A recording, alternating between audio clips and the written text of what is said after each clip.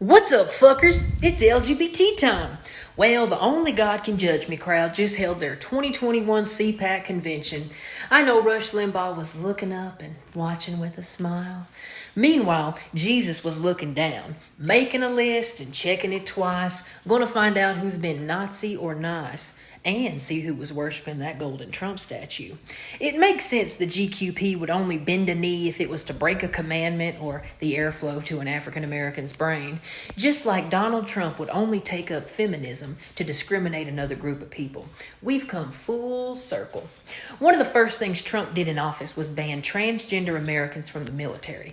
Now, one of the first things he says during his first appearance out of office is to encourage us to ban transgender Americans from sports. But he isn't alone.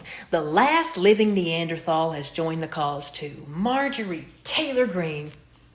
Like Trump, since he lost the election, she's had quite a bit of free time on her hands. She celebrated the attempted execution of her co-workers on social media, so she's been stripped of all her committee assignments.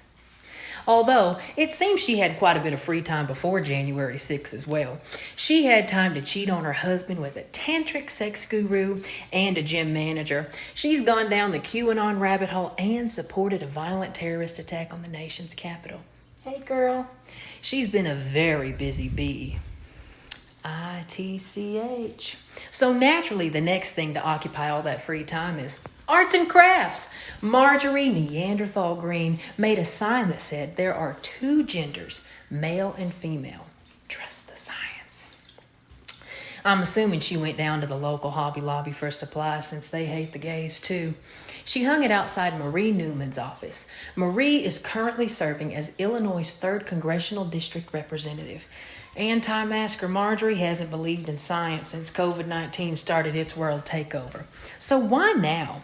She took a page out of Trump's playbook and saw an opportunity to be discriminatory. You see, Representative Newman supports the Equality Act, but what makes what Marjorie did all the more hateful is Marie Newman has a transgender daughter. Go figure. The Equality Act would rectify civil rights laws that we already have, like the Fair Housing Act and Civil Rights Act of 1964, to prohibit LGBTQ discrimination in the workplace, education, credit ratings, jury service, housing, and many other areas where it's needed. Passing the Equality Act would bring the most extensive LGBTQ civil rights protections in U.S. history. More than half the states in the United States lack definitive legal protections on the basis of gender identity and sexuality. Committee-less Neanderthal Congresswoman Greene thinks that if she can't discriminate against trans Americans, then that's an attack on religious freedoms and women's rights. Because you know, Jesus is known for saying things like, don't love thy neighbor. And we know Marjorie is no friend of women's rights as she drags her knuckles around Capitol Hill wearing her Stop Abortion mask. You know, those masks that we have to threaten Republicans to wear with fines because they don't trust the science. According to the U.S. Trans Survey, 22% of trans women who were perceived as trans in school were harassed so horribly they had to leave school because of it. Another 10% were kicked out of school. Transgender American lives matter. They shouldn't face discrimination or violence, and they should be included in everything that everyone else is included in, including sports. Tennessee State Representative Bruce Griffey is the one who introduced House Bill 1572. Griffey said the idea of the proposal is for Tennessee transgender students to participate in the sports categories based on their sex on their birth certificate, because he wants to maintain fairness. Let's do what Marjorie says and trust the science. Transgender girls who medically transition at an early age do not go through a male puberty. Science shows us that substantial musculoskeletal sex differences don't emerge until puberty. So where is the unfair advantage? Transgender women display a great deal of physical variation, just like natural variations in physical size and ability among non-transgender women and men. Many people may have a stereotype that all transgender women are unusually tall and have large muscles. Some of y'all really act like these trans girls come marching up to these sporting events looking like Shaquille O'Neal in a fucking wig. I'm a cisgender male. That means my sex is male and my gender identity is male. I'm 5'7" and I weigh 120 pounds. If I were to transition, do you think I'd have an unfair advantage? Look at these chicken wings. Ooh.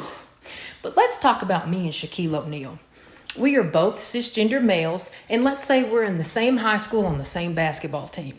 He's over 7 feet tall. He has a clear advantage over me, but because we're both cisgender males, his biological advantage is viewed as a talent or a gift, right? So where's the continuity with advantages and disadvantages? Or do we only have these concerns when it comes to people who are different? Something to think about. Now, teacups up, bitches. Your cups are about to runneth over. Sex and gender are often used interchangeably, despite having different meanings, similar to how people often use sexual preference and sexual orientation interchangeably. Typically, we say there are only two sexes, male and female, but there's also intersex, where you can have both male and female reproductive organs. There are not two genders. Gender is not about anatomy. Gender is a construct. It refers to the socially constructed roles, behaviors, expression, and identities of girls, boys, men, women, and gender diverse people.